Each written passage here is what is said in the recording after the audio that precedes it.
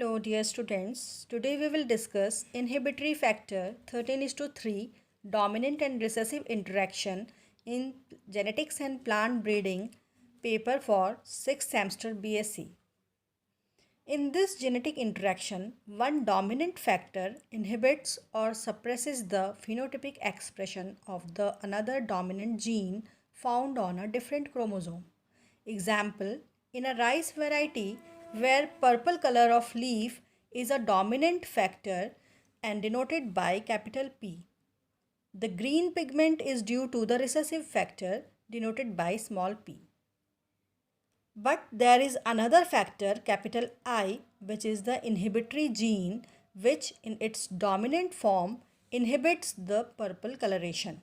Means if purple color allele, capital P, is associated with capital I, it will not be able to impart purple coloration. Instead, it will impart green color due to the inhibitory effect of the capital I or the dominant allele of inhibitory gene. Its recessive form small I doesn't inhibit the purple coloration and the factor capital I has no visible effect on its own, but it only acts as an inhibitor of in the dominant condition. Now, this can be explained by the following problem. When a purple pigmented means both the alleles are capital P, but this is associated with small I. Inhibitory gene is in recessive form so that the purple color can be imparted. The purple pigmented plant is crossed with a green pigmented plant.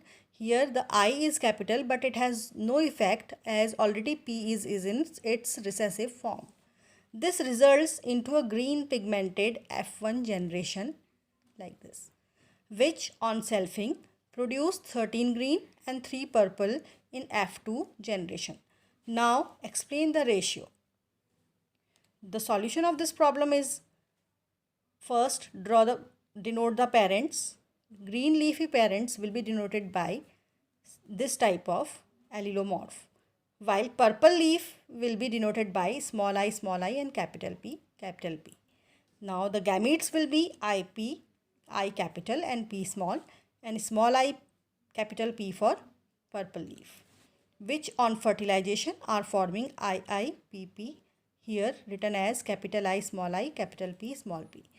Since it is having capital P, it should be a purple colored leaf, but due to this capital I, the purple coloration is inhibited and this individual is a green. Now the selfing of F1 generation, green and green. Upon selfing, the gametes will be this capital I with P, capital I with small p, small I with P and small I with P. So 4 types of gametes will be formed and the female and male parents are drawn in this Punnett square in this manner. Now cross these gametes, the first vertical and horizontal rows, second, third and 4. 4 into 4, 16 individuals will be there.